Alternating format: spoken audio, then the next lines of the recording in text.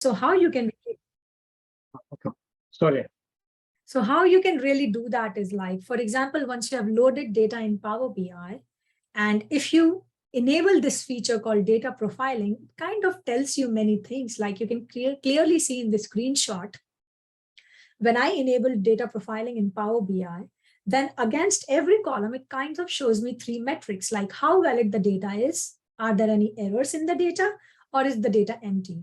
So if you look at the third column, which I have shown, which is year month column, it Power BI clearly tells me like there is a little error in that column. So these kind of things, if you start with these kind of tools, then they can really help you in identifying these kind of errors in the data. Then let's look at other example. Like for example, if there is something in your data where values are missing. So for example, you can see the right screenshot where I have got a column called gender, and using same data profiling feature, I can see like 89% of the values in gender column are empty.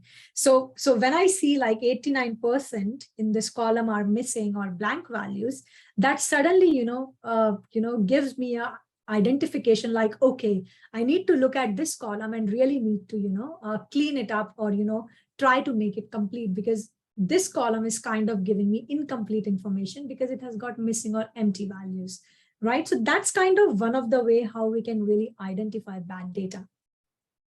But let's talk about few more things. Once you identify bad data, then what kind of good practices you can, follow, to make your data more richer and, bring it out from the bad data area and move it to the good data side. So how we can really do that? So first thing, what I really, suggest as part of best practices is that always make sure to add a key to your data if it doesn't exist. So for example, whenever a data is given to you, it's not like, it's not necessary you have a unique key in the data which you can use to identify every data point. I know there is some chat going on here, which I'm really not able to see, but yeah. Oh yes, the PPT will be available after webinar. I can share it with Ilgar, so he can share it on the Meetup group.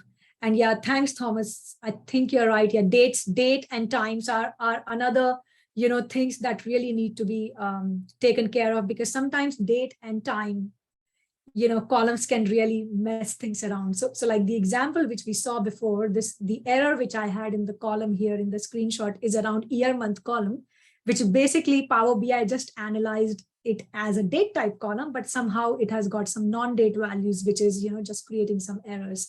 So yeah, definitely,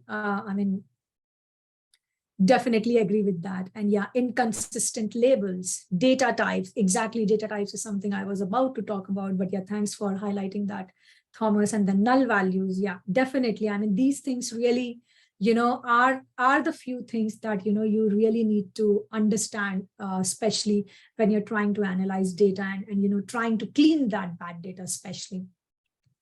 Okay, so let's go to the next. So yeah, we were talking about good practices with bad data, like what kind of things we should really, keep in mind. Like if we already know the data is bad, how can we really move it to the good data side to make it more better, more bring it in a better shape so we can use it to generate a good story, right? So one thing what I really feel about is like not every data really has a key, because I know people who might be knowing the data modeling within Power BI, you always need a key within the tables to create those relationships, right? But there are many scenarios where I have seen in the use cases I've worked on before, like the data actually hasn't got any key. It has just got like plain elements, and there is not a unique identifier in that data, which I can use to really link, right, to other tables. So it's always good to add key in your data in certain scenarios, because once you have a key, which is a unique identifier for a record in your data, then you can use that key and try to create similar kind of keys in other tables and create a relationship in Power BI to, get the best out of the data modeling practices in Power BI. So always try to add some kind of key. Like it was, so like this is a very plain data set that I had, which had like more information around travel insurance plans. So in this data, there was not a key. So what I did was I went and created a index key against every agency in that data, and that served as a unique identifier for me. So always make sure you have a key in your data sets, because maybe in starting you just think you don't need those kind of modeling things, or you don't need to create those relationships. But once you start working with the insights, maybe you just feel a need of like, okay, why can't I break this data into multiple tables and create a maybe say star schema model and then use it further for analysis? Then in that case, you definitely need a primary key, right? So that's why make sure that if there is a key or not in your data, right? Because that will really help you in future. And especially if you want to do some kind of analysis, right, on unique counts or distinct counts kind of summary elements in your report, then these kind of keys can really help you in doing those kind of analysis. Then further, now we saw further, before, like there could be missing data in your data, right? Missing values. So how you should do that? So make sure you already fill out or, somehow handle those missing data, because if you don't handle that missing data, then it could create problem. Like, for example, it's a very basic example I've taken, but you can actually have more challenging example while seeing missing data in your data. So for example, I've got a column which we saw earlier, which had like 89% empty values, right? And you can clearly see the three values that it has is M, F, and blank. So M is for male, F is for female, and then there was blank. But 89% of them are blank. So if I do any gender level analysis, it will actually not give me anything, right? Because most of the values are empty, right? So I won't get good results.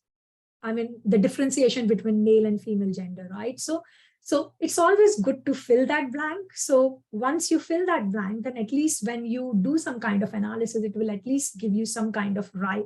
It will at least take you in the right direction rather than giving you wrong information.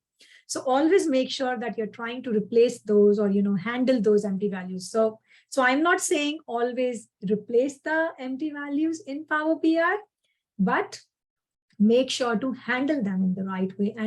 And by handling, I mean, it completely depends on the kind of analysis you're asked to generate, because it will completely depend on the use cases you're trying to handle.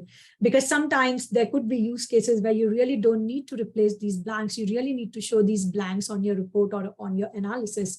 But in some use cases, you may really need to, fill them up with something like unknown or NA or not available. And that can really, help you ease with your analysis. Then the other thing, what I really feel is like, suppose in your data, if you are, mostly, having discrete values, like take an example, like, for example, this is a column in my data where I have got age column. Now, age column has got discrete values, like it has got like 19, 20, 21, 22. Now, suppose if I want to do some age level analysis in my report, I just can't do analysis on the discrete numbers, right? Or these discrete age values. There needs to be some kind of grouping or bucketing, because if I tell someone like, okay, 19 age person or there are like 25 people in this data who are of this age and they have bought say X amount of or they have bought like X number of travel insurance plans, but that is not giving me something, because it's on a single data point, right? Because I'm not looking for doing an analysis on a person who is aged at 90. But if I do an analysis by creating groupings of these ages, like for example, bucket them out into different age buckets and then do further analysis, then that can give me more, better information or better insight. But basically you are representing your data in a better way to the audience rather than, giving them messy information. You're giving them a proper, information by grouping or bucketing this kind of thing. So like, for example, once you bucket your information, you can clearly see like every age is bucketed within age. So when you do age kind of analysis or age level analysis, it's always good to have those kind of groupings. So you can see what groups are doing and, how they are doing over time. So that's why, always make sure you create those kind of groupings, because these are not something, are written somewhere like these are standard practices. It always comes with the experience when you work with these kind of data. So it's always good to have these kind of groupings, because it will just make your story richer and easier to explain it to the users. Now, the next thing when we talk about good practices, then something I think Thomas already mentioned in the chat, like make sure to check the data types of the columns in the data, because yeah, this is really important.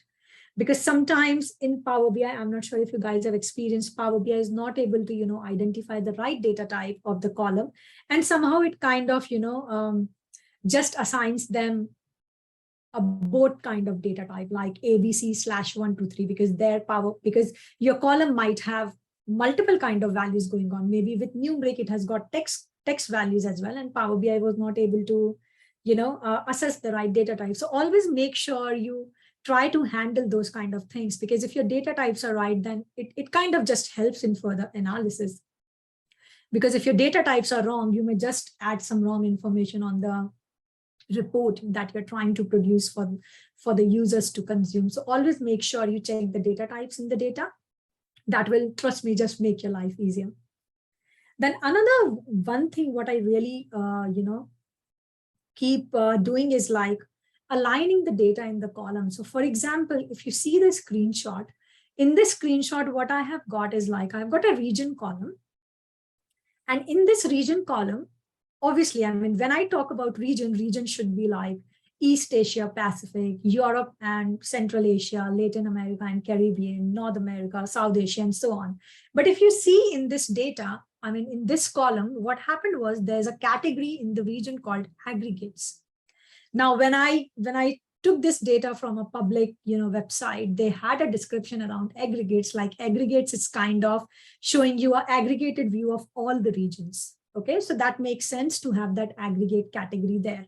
But when I want to show users some region level analysis on my report, then maybe this aggregate can just confuse them, because if I just create a chart showing a region level information and all the region names are there, and suddenly aggregate appears on x-axis and showing a numbers, then this is just going to confuse people, like what region is named as aggregates, right? So it's always good to handle this kind of information. Either you should highlight these kind of things while you're doing the analysis, like what aggregate means. And yeah, we'll be looking at few things as well as we go through this session.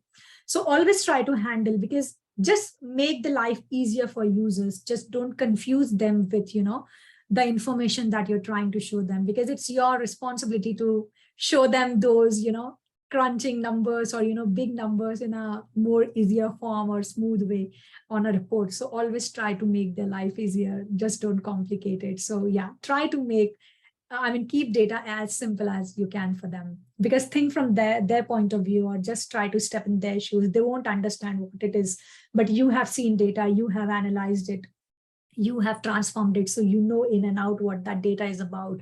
So always make sure you are, delivering that information in the right way that users should have, because when you're trying to present a data perspective to users, it's always, you should always try to present it in a certain way so that, they relate to the data perspective that you have, rather than they getting confused with the information.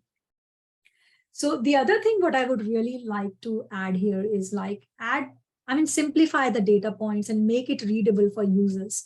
Because I've seen certain reports like, where like there is data and the categorical values in a column are something you would never understand. So it's always good to, make them in or shape them in the right way. So for example, just consider this column.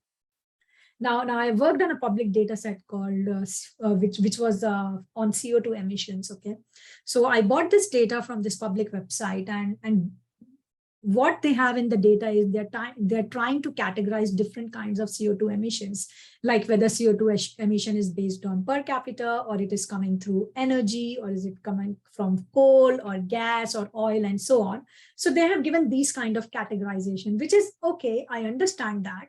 But when you show this categorization to someone else, then he or she could just get confused, like, okay, what is this cumulative under CO2? What is this cumulative underscore coal.co2? They won't understand it, but you understand it because you have read the definitions around this data. But your job is to make users' life easier, right? Don't forget that. So always try to simplify the information. Now, rather than showing them these naming conventions, if you show them the naming conventions which are on the right, they will clearly understand, okay, this CO2 emission is coming from cement, this CO2 emission is coming from coal, or this CO2 emission is coming from gas or oil, and so on. So always try to simplify things for them rather than complicating things for them. Then the other, okay, before going to things to consider, let's see what people have in the chat, because I can see few people have written things. So, sorry, I'm not able to read the whole chat, but yeah.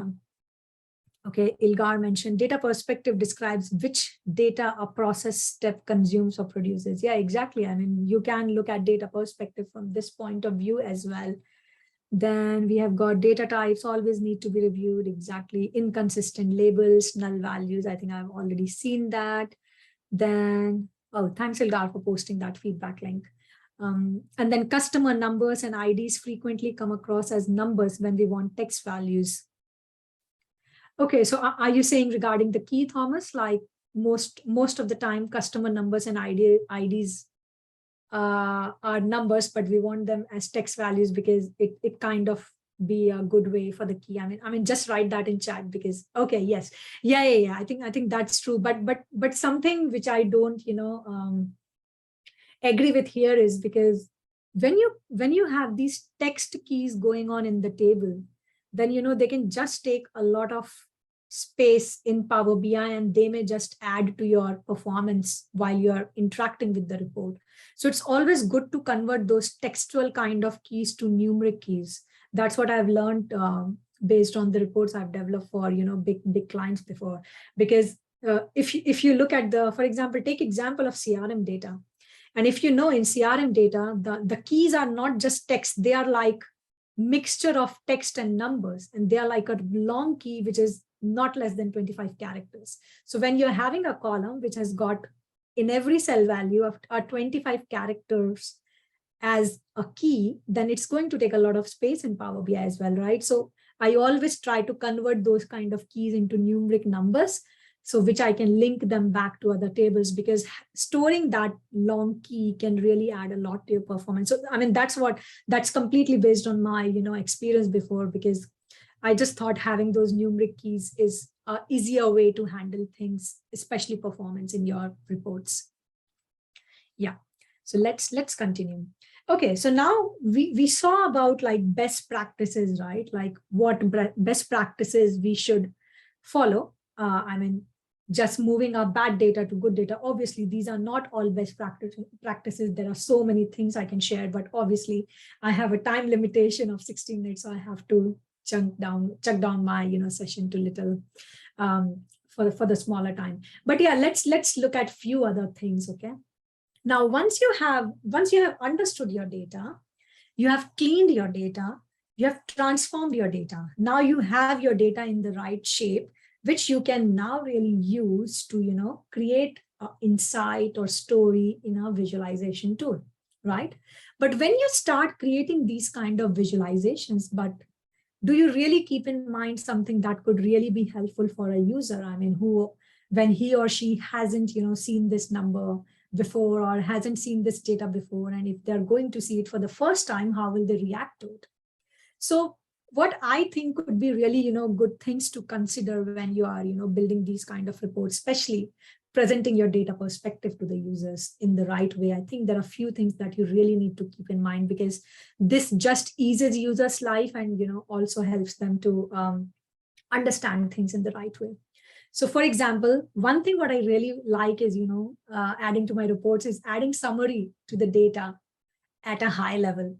Just helps users to understand things. So for example, this is one of the report that I created some time back. Maybe people might have seen it on LinkedIn when I shared it. So like this is one of the report that I prepared some time back, and this report, actually I should show it to you rather than showing the screenshot. Let's see the report, guys. So this is basically the report. Okay. Let me just make it big. Okay. So this report I created some time back, and what this report is showing is, this is like a home page, and what we have got here is I'm trying to analyze some global oil production and consumption data here. And this is, so when anyone opens this report, then he or she is going to land on this page. Now, the reason why I create this summary page is because this summary page gives me a lot of, capability or ability to add some high level information. So for example, when I'm analyzing my data, so on the left, you can clearly see I've mentioned the date range, like to what date range or to what years I'm considering this data. It clearly tells I'm looking at the analysis where the data is ranged from 1980 to 2020. Cool. It kind of gives users a clear picture. Okay, this is the date range you're looking at. Then the second line tells data analyzed for 46 countries, because I'm just considering analysis. I'm just considering data for 46 countries. Perfect. Then on the third line, I've got metrics used for analysis are oil production, oil consumption, and oil reserves. That's it. So I'm just using these three metrics to create my further analysis. So that kind of gives, user a kind of, information when he or she lands, like, okay, so these are the kind of key highlights you should always use, because sometimes users doesn't know what data you're working with, what's the range of years you're working with, how big is the data, how many countries you're analyzing, those kind of things. So it's always good to have this kind of analysis info, or you can call them assumptions as well if you're trying to use them as assumptions, because sometimes data is too big, but you really want to, or you really want to, or you're really interested in, say, last 25 years of data. So you just analyze that data, right? So it could be really helpful for users in that way. Then here on the right, I have just given user a high level picture. Okay, these are the top 5 countries with oil reserves. These are the top 5 countries with oil production. These are the top 5 countries with oil consumption. So, okay, user has set a foundation. Okay, these are the countries I'll be looking for if he's really interested in looking for top 5 countries, or he can see the analysis using this kind of high level information in the further tabs. And obviously, after seeing the top 5 reserves or top 5 production, user can further go and drill through into, those kind of information. So like, for example, if the user was interested in top 5 production countries, then they just landed to that page, and then they can continue seeing the insights. We'll go to the report in some time, but yeah, I really wanted to show like how this can really help. So the other thing what I really feel, we should consider is, we should have a better way to represent numbers. Now, for example, if I present this report to the users, okay, sorry guys. Sorry. So suppose if I create a report, it could be any tool, Power BI, Tableau, ClickSense, whatever you're working with. If I just give users these kind of tabular numbers, okay, they look okay, not bad, but it's kind of not giving user any insight, because these tabular numbers, they can easily see in a spreadsheet they maybe say they have got access to, right? Now, when someone gives you data, they really want you to bring something out of that data. They really want to they really want you to show some analysis or, some key insights out of that data, like what this data is really telling me, right? So rather than representing this information as a table, suppose if we represent it as into different charts, now you can clearly see the difference, of so many things. Like when these numbers are converted to these charts, they really tell me a lot many things. Like, for example, especially look at this heat map visual. It kind of tells me, okay, I know this is a CO2 emissions data, right? So obviously when more CO2 emission, it is bad. When low CO2 emission, it is good. Sensible understanding, right? So for example, if you see, you can clearly see like Russia is kind of really doing bad within this Europe and Central Asia region, right? So you can clearly see that it is doing bad. And yeah, this color coding and these kind of visuals are really telling them how it is over time as well. Like, for example, you can see the growth rate here, right? How the growth rate has been for different countries over time with the CO2 emissions. So just converting these numbers into these beautiful visuals, and obviously with sensible visuals, because not every visual gives you the right information or right insight, right? So you really need to be careful with what visuals you're using, because this is a very important point.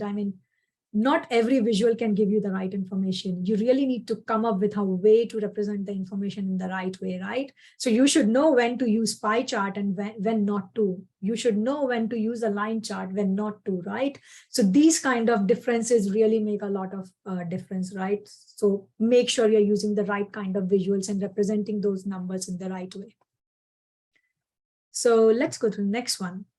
Now, one thing what I've really seen, in few reports is like when developers start, developing reports, they just feel like adding many visuals to the report. Now, sometimes when there is a lot of information in front of you, it's kind of very, hard to understand what's really going. Like suppose on a report, if I've got like 10 charts in front of me, I'll be just confused. Okay, what these 10 charts are really telling me? Do they really link well, or there's something going on, right? So when you show a user like so much in front of their eyes, they won't understand it. I mean, obviously it's a sensible thing. I won't understand anything if there are like hundreds of things going in front of me, right? Because I'll have to concentrate one by one on everything to really try to understand what that chart is telling me, right? So that's why I really feel sometimes less is just enough. We should, just not confuse users, just avoid clutter. I mean, try to show the right information with the minimum chart we can. So for example, if you see in this chart, I've got so much going on. I've got few line charts. Then I've got a donut chart, which is really too horrible because I don't understand anything in there. Then there's a tree map going on, which is really too much cluttered because, as I said, I'm looking at data from 1980 to 2019, I guess. So yeah, there's too much going on here. I mean, I'm just not able to understand anything, right? So it is quite confusing.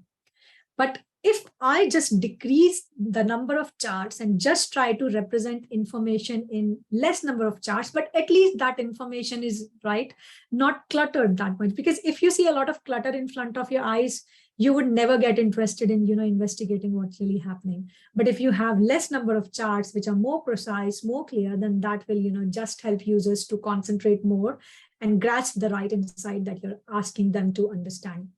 So always make sure you don't have to add 10 charts or 15 charts on a report, just add 5 charts, but give the right information to the users. I mean, anyways, you have got so many, features nowadays in the reporting tools. Like for example, in Power BI, you can drill through, right? So rather than having everything on a single page, create a drill through, show a high level summary, and then give a drill through to the users so that they can further go down and drill through to the detailed level information. So don't put everything on a single page.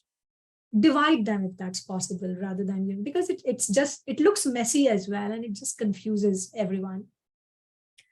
And then the other thing, what I really like to do in my reports is add a lot of commentary wherever possible. Now think from users' point of view. You are the one who's developing the report. You are the one who's creating this story and generating these insights for the users. They are not the ones who have developed it. So they don't know the tool. They are not the experts with the tool. So you need to create your report in such a way that it makes users' life easier to navigate through the report. So like, for example, if you see this report of mine, I've got kind of, commentary going on. Let me show this to you on the actual report. So, oh, how do I hide this top banner? Is there a way to hide it? No. Okay. Okay, it has just hidden my browser, but that's fine. Okay, so this is the report I was looking at. So if you see, like, okay, this report has got some data around, Spotify trends. So I have been analyzing this data from 2017 to 2020, and I was just trying to understand which artist is, really doing well with the number of streams on Spotify. So if you see on the top left chart, I've got a bar chart which kind of shows my top 5 artists, okay, between this time. But I really want, now, for example, if there's a user who has kind of never worked on Power BI before, now he or she literally doesn't know if I've got a drill through going on there. Like, for example, I know there's a drill through going on there. If I hover over it, yeah, I know there's a drill through and I can drill through to artist level details.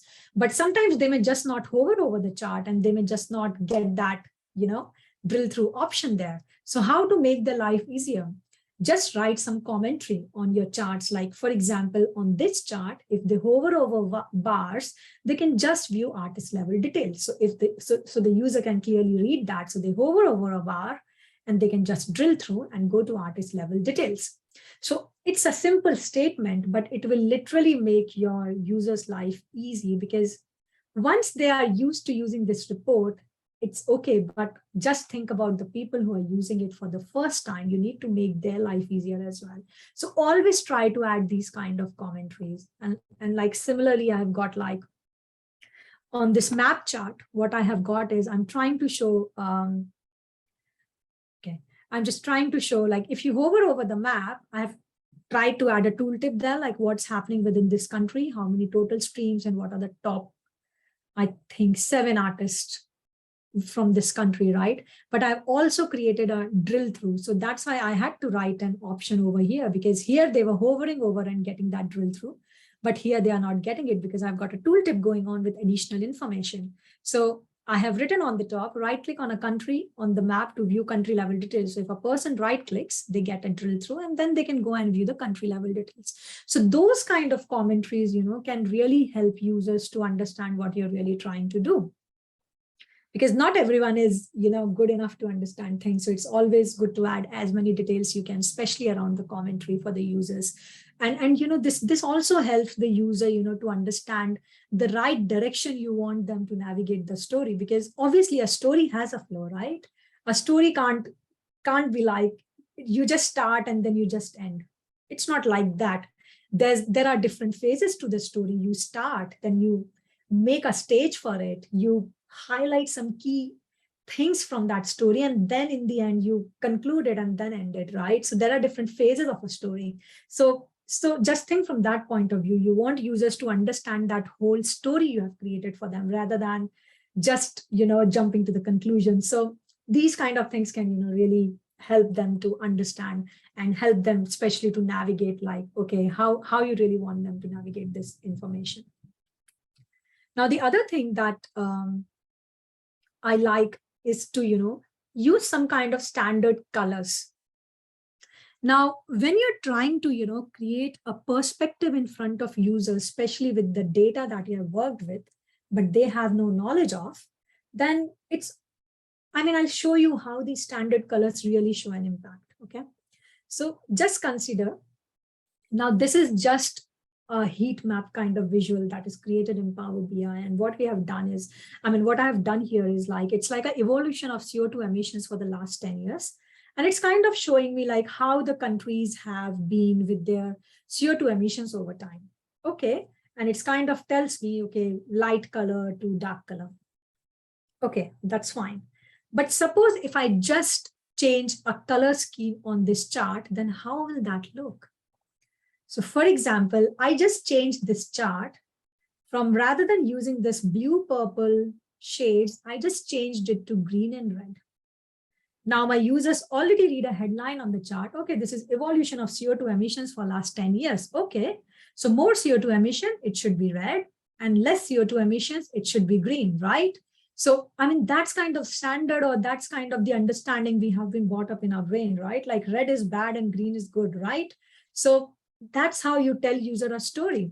So rather than them just stopping on this chart, they just see this chart and understand, okay, Russia is not doing great. Germany is really trying to work hard on their CO2 emissions. They can see, and then they can further clearly see, okay, Belgium has been really great with CO2 emissions. They have really controlled it in a good way. So that usage of standard colors just completely change your story. Because just compare these two charts, this blue purple shade and then this green and red shade. Obviously write that in chat. Which one do you guys really prefer? I would really prefer this, but happy to get some, comments on that. Which heat map chart do you guys really like? The purple blue one or the red or green one? I would love to hear your comments on there, because I'm sure people will have things to say there. Now, the other thing, what I really like, using in my reports is, some kind of icons and indicators.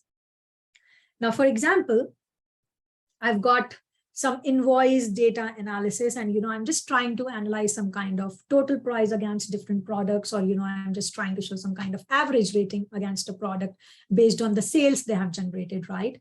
Now, I can add these numbers to the reports, but if I add some kind of additional things, like for example, see the average of rating. Now, in the average of rating, if I don't have numbers and if I just keep these icons, they would just do. Because the thing is, if my star is green, it means the rating has been good. If it is red, it's not that good. And if it is golden, it is kind of in middle way. So icons kind of, give users a direct information rather than turning their eyes to the numbers. So if this visual is without a number, it will still work. So like, for example, on this chart, if you see there are no numbers on this visual, it kind of just tells you a story, okay, how it has been for this payment type, or how it has been for a different payment type. So always try to use those kind of icons and indicators rather than, showing them more numbers, because I just feel like it is good to have less numbers on a report, especially when you're trying to generate a story, because numbers sometimes confuse users. So try to, convey your message in a different way, in most appalling way, rather than, just showing them those Excel numbers, which they're already used to seeing. Because if you show these numbers, you're not showing them something new, because they have been already seeing those numbers on Excel for years. So your job is to create something new and show them something new. So always try to generate information using a different way rather than just numbers. Then the other thing, what I really love, I totally love this in Power BI, just add tooltips. Just add tooltips to whatever you can, because let me show you an example why tooltips are really great way. So let's see this. So this is the CO2 emission analysis report that I created some time back. Now here you can see on this chart, I've got spark lines going on. So those who have worked with Power BI, they'll know what spark lines are. Now these spark lines are currently telling me emissions over time for these countries. Okay. To a certain extent, they kind of tell me trend, but not like a really good trend, right? So here I can see, okay, for United States, the emissions have increased over time, but how it has really gone, right? So adding a tooltip on certain chart could really help. So for example, if I hover over United States, I can clearly see the exact trend on that tooltip, because now it kind of shows me a line chart which gives me a better trend, because sometimes spark lines can't be that good enough in showing that trend, because sometimes if they're flat, then they're flat, right? You don't see anything. But when you add an additional tooltip with, say, a line chart there, then they can easily see what trend is going on with the CO2 emissions for this country.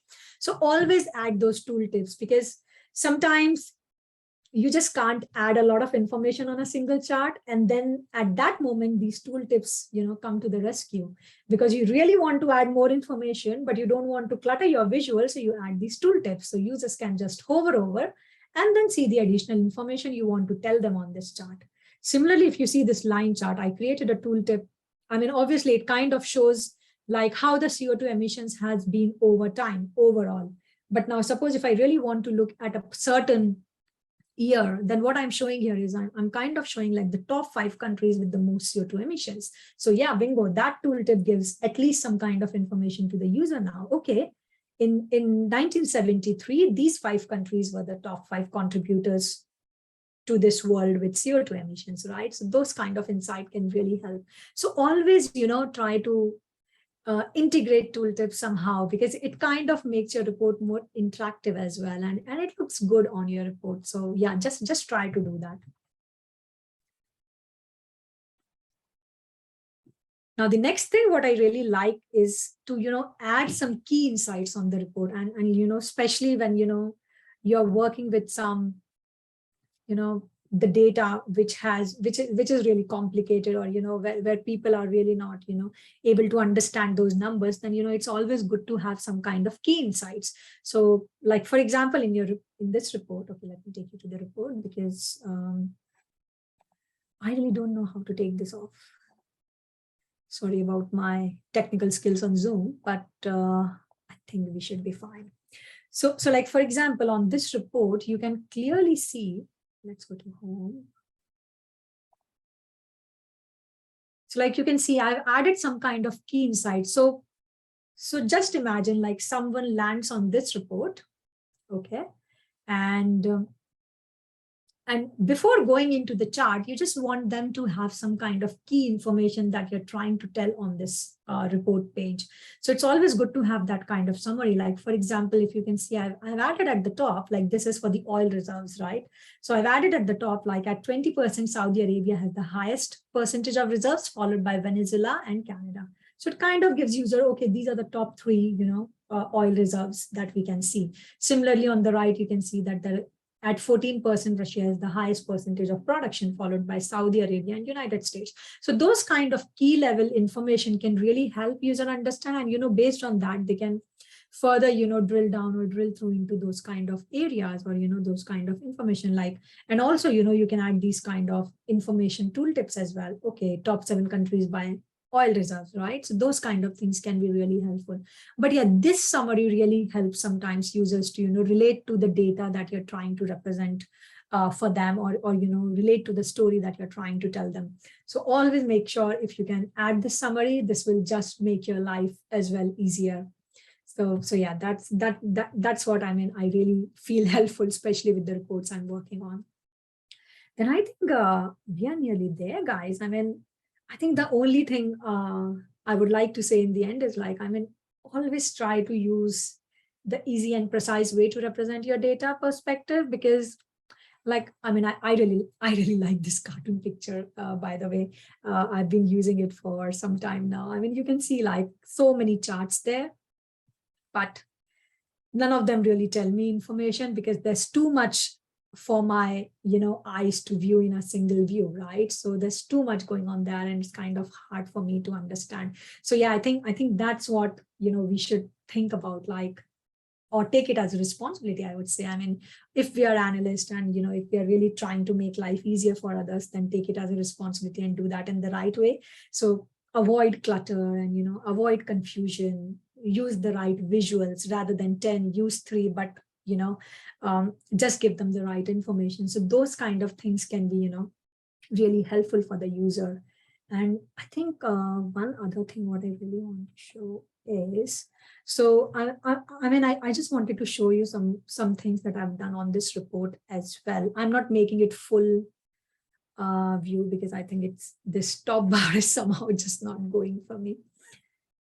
So it will just hide the information. But yeah, let's see it from here. Like if you can see in the report, in this report, what I've done is I've kind of, highlighted a few things for the user, like they land on this page, then obviously I've mentioned like, okay, I'm analyzing data from 1920 to 2020. So these are the kind of, key level things that we talked about, adding on the report when the user lands. Then you can see like the CO2 emissions unit is billion tons, because I have avoided using that billion tons everywhere I'm showing that number, because rather than showing it everywhere, just write it as a note point on your report with some different colors. So, users can just see it the moment they land on the report. So like they know, okay, CO2 emission unit on this report is billion tons, right?